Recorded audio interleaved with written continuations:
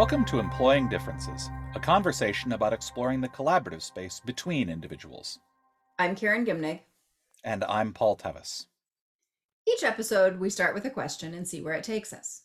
This week's question is, how did we get here?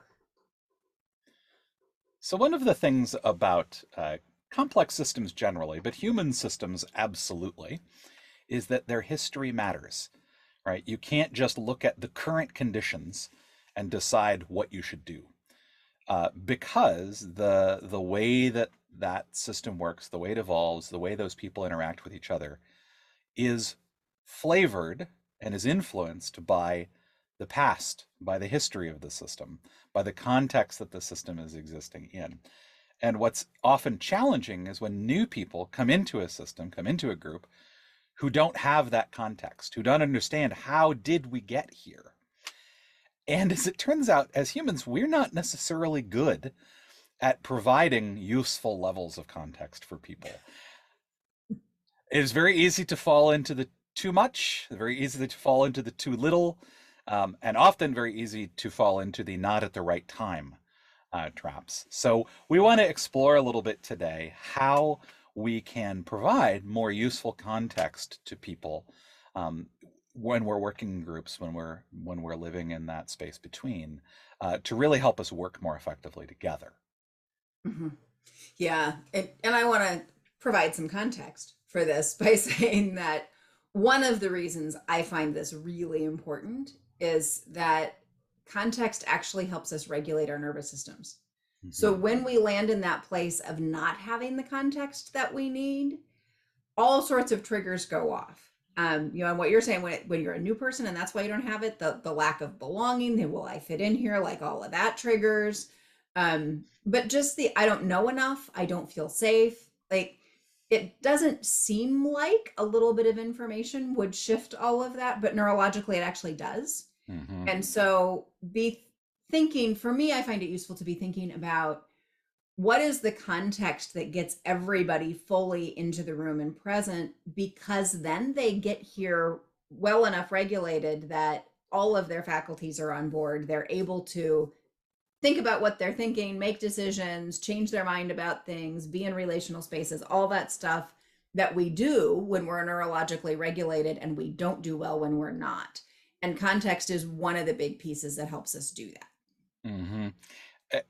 And the other thing is that different people have different desires / needs for context. So I'm a high context person, right? I could do nothing but tell me more about what's going on here. I don't understand this. Explain that part, right? And one of the challenges for me is actually learning to regulate my nervous system when I have less than I normally would like. Mm-hmm. And actually being able to go, okay, I can't, because this is one of the challenges. We can't understand everything. Right. We can't know everything about the situation, about the history, about how we got here. So how do we, particularly within a group, make sure that people have enough that they're able to stay in that place of regulation, right? Of being able to damp the anxiety that is building from the lack of context, from the lack of understanding, enough that we can work usefully together. And I think that's actually usually one of those barometers that you can kind of use in a group to have we provided enough context, or have we provided too little? Have we provided, where are people? What's that sense of we don't understand what's going on, and noticing that that's not going to be evenly distributed, right? Even if all of the people have the same history and have the same information, because they have different set points in terms of what they want in terms of context. Right. Yeah. And like you, I tend to be a high context person. So I very generously share lots of context with the people around me. Very kind of you. Who may not appreciate it. I'm thinking of a particular example in the car with my partner. He's driving, and I say, oh, there's this shop down over here and it would be nice to go by, but they might not be open, but I'd just like to drive by it. And he's like, which way do you want me to turn? Right. Just tell me the turn. We can find out why later. I just need to know where I'm turning. And I think that's that example of the mismatch that we're Mm-hmm. pointing to Mm-hmm. of I didn't want to just give him an order that he would take out of context. He didn't care. He just Right. wanted to know where I wanted to go. He's happy to drive wherever I wanted. And I think we do that in groups all the time of misunderstanding how much context is desired. And so, as you said at the very beginning, it is this balancing act of Mm-hmm. how much context do we need Mm-hmm. and how much is too much? And Mm-hmm. also, which context, which pieces do we need? I think of a group that was working on getting a bank loan, and they needed that bank loan, they needed it now, and the bank at the last minute said, "Oh, we need everybody to sign this extra document." And so the group had to say, "Yes, we're all going to sign this extra document." And there were people who didn't want to sign it for good reasons. They had good reasons, and they were looking at do we or don't we want to sign the document? When in fact what they needed to know was the context is we sign the documents or the project goes over budget. Like we sign the documents or we lose the bank loan. The Mm-hmm. end. And we lose the bank loan, it means these bad things. So yes, you have a choice to sign the document or not. And the context around it makes it actually it's not about the document. Mm-hmm. It's about what we've got offered. Yeah. And so one of the things that that points to is that when we're thinking about information, we need to be thinking about the relevance of that information. It's is Are we providing, given what we are asking people to do, or what people need to do, or like what's going on in the context, what relevant information do people need in order to make the decisions that they need to make, to engage in the ways that they need to make? So going back to the driving example is hysterical to me because I do the same thing. I have a super great need for context, but not when I'm driving. When I'm driving, I need to know, do I need to turn left here or not? Like, and so it's not relevant. I trust you that there is a reason why you would ask me to turn left. I can't sort through that. In the moment, the relevant thing is turn here or not. Mhm. Um, and so part of it is when we're asking people to do a thing, what is relevant to them? What is relevant to the thing that they need? So, and then to your bank loan example, right? The relevant thing is if you choose not to sign it, you're signing up for we're going over budget, right? That's actually what the relevant, like if you don't have that information, then Mhm. that changes the decision. And so I think when we talk about the like how did we get here, when we're explaining how we got here, we need to explain the things that are relevant to here and now. Yeah. And obviously the more that we're able to sort of lay the groundwork for that in a group, this is the idea that people don't hear things until they hear them 7 times, 7 ways, right? There are important things that we just need to keep reiterating, but it's really about, are we providing people with the relevant information at the right time? Mhm.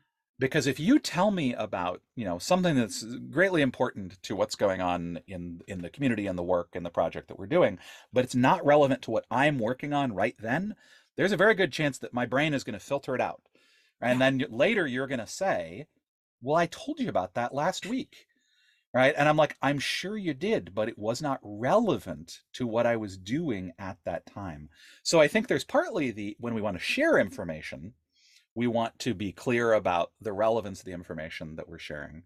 Um, and I think it can also be useful when we're receiving information to ask about the relevance, like, because it may be that it connects exactly to something that you're doing right now or going to be doing, and you just don't see the connection. Right. Yeah. And I think the way that we say it matters too. And Mm-hmm. again, this isn't a there's one right way, but it's a thing to think about because humans work really well in stories.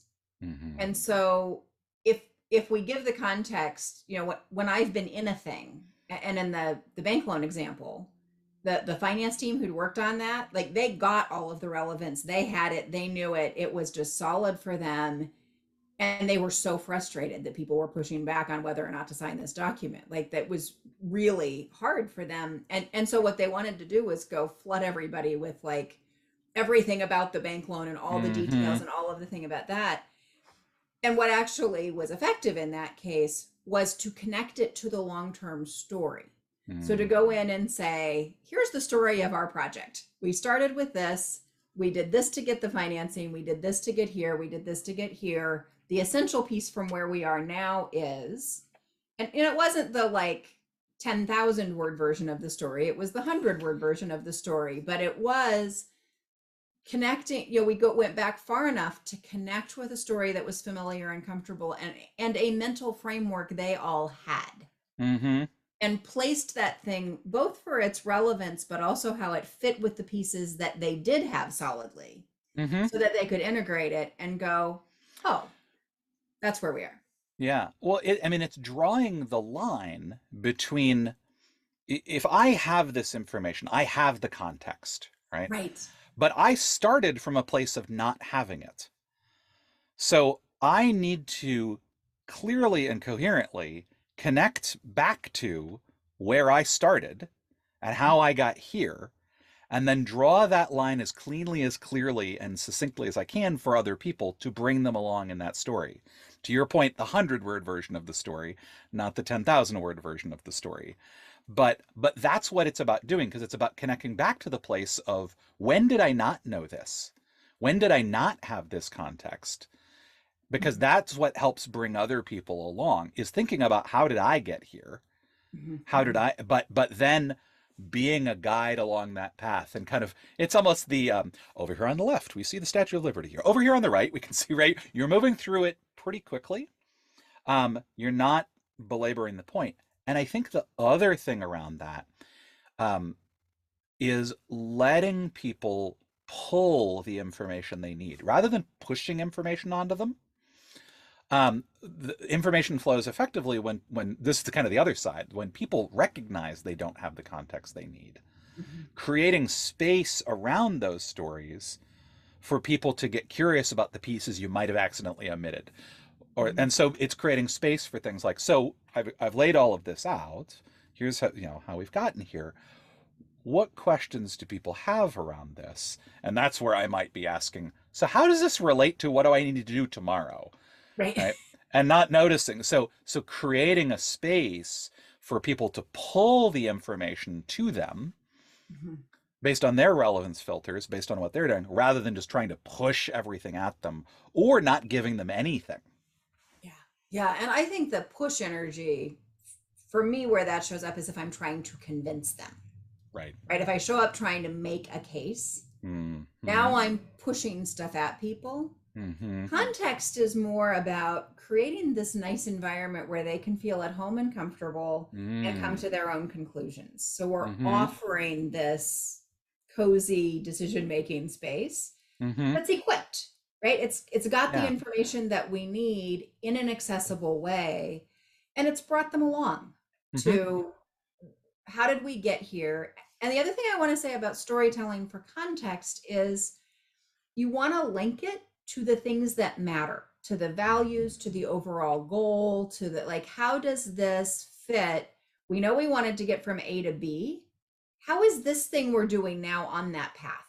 What's that road that connects this thing both to where we've been and to where we're going, so that we really have a sense of what are the impact, like, what choices got us here, what choices do we not have anymore because we already made them, like all that sort of historical stuff that gets us here, so that we don't rail against that past stuff that we can't change it, it's done.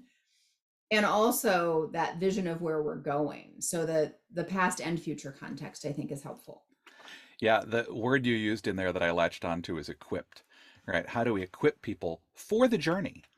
Right. And so that's actually, I think, it's like, you almost, I'm going to exploit the metaphor just slightly, right? It's almost like asking them what they would need, right? If they were going to go shopping, what are the things that they would need in order to make this journey, in order to continue to this next stage of the journey that maybe they haven't been with you on?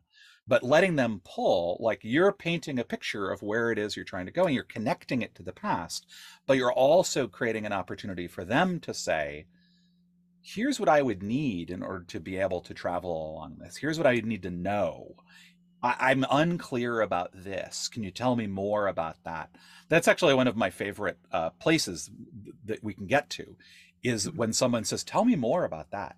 because that actually is a clue that you've started to provide enough useful stuff that they want to know more. When their curiosity gets engaged, that means you're on the right path, and they're going to tell you where to keep going. Mm-hmm. Yeah.